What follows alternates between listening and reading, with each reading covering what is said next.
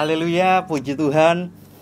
Bapak Ibu Saudara yang dikasihi Tuhan, senang sekali bisa kembali membawakan sarapan untuk Bapak Ibu Saudara semuanya. Tuhan Yesus juga memberkati Bapak Ibu semuanya, diberikan kekuatan, kesehatan senantiasa, dilindungi dari virus COVID yang sedang melanda kita semua. Amin. Pada kesempatan kali ini, saya ingin membawakan topik yang berjudul mendengarkan. Ini hal yang menarik buat saya. Di beberapa minggu yang lalu, 1-2 minggu yang lalu, di ibadah pemuda, Oni membawakan soal mendengar dan mendengarkan. Dan di kalimat mendengarkan saya merasa terberkati sekali. Dan saya saat itu juga saya merenungkan apa sih di hal-hal sehari-hari. Biasanya saya berpikir, saya merenungkan apa sih di hal-hal sehari-hari yang masih belum klop dari firman Tuhan. Dan di saat dengar kata mendengarkan, ada suatu hal yang begitu tek di dalam hati, rasanya nyes gitu. Oh, ini ada sesuatu yang belum beres, yang belum benar soal mendengarkan. Jadi kalau kita dengar kata mendengar atau mendengarkan, semua orang pasti mendengarkan, kecuali orang yang tunarungu. Jadi setiap hari kita di rumah, kita di jalan, kita pasti mendengarkan suara kendaraan, mendengarkan suara orang berbicara, mendengar hal-hal yang lain juga, musik ataupun televisi. Kita selalu mendengar, kita tidak pernah berhenti untuk mendengar.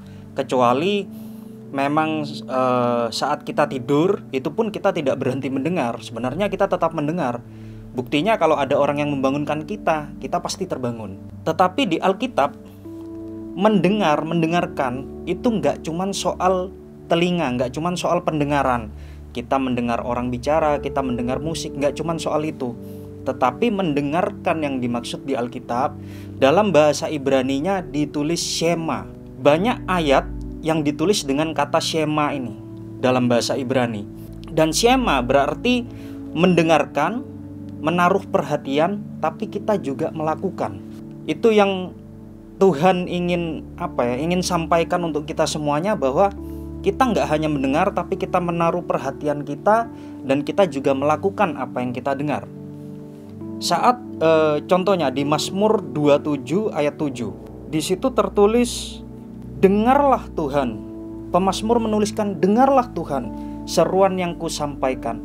Yang dimaksud dengarlah di sini tidak hanya Tuhan dengar, ayo Tuhan dengar doaku, tidak hanya sampai sebatas mendengar, tetapi Tuhan kerjakan.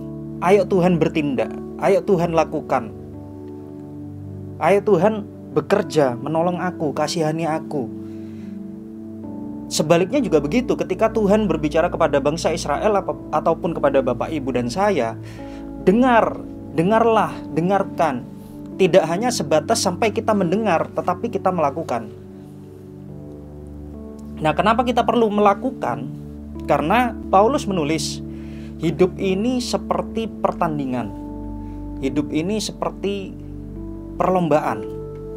Ketika kita bertanding, yang kita lakukan adalah berlatih supaya kita bisa memenangkan pertandingan tersebut. Sama ketika kita hidup di dunia, kita juga berlatih supaya kita tidak goyah, supaya kita tetap kuat, supaya kita bisa melewati badai yang sedang kita hadapi. Caranya dengan melakukan firman Tuhan. Jadi ketika ada ayat yang menuliskan dengarlah, Tuhan meminta kita tidak hanya mendengar, tetapi kita juga melakukan. Karena dua hal ini merupakan satu kesatuan. Kalau kita melihat di terjemahan baru ada kata dengar, dengarlah, mendengarkan, mendengar.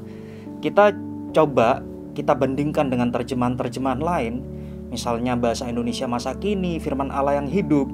Di situ juga tertulis taati.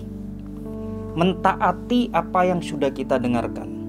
Sebagai ayat penutup, kita baca di Lukas 11 ayat 28. Tetapi ia berkata, yang berbahagia ialah mereka yang mendengarkan firman Allah dan yang memeliharanya.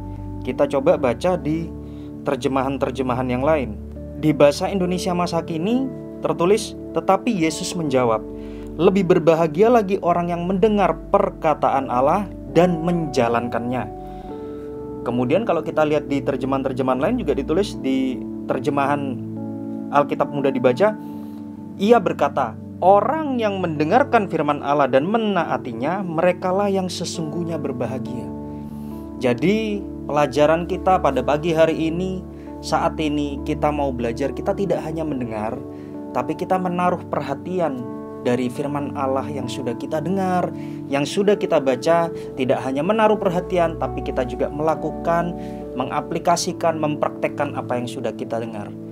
Sekian, kiranya Tuhan Yesus memberkati kita semuanya. Selamat beraktivitas dan sampai ketemu di sarapan selanjutnya.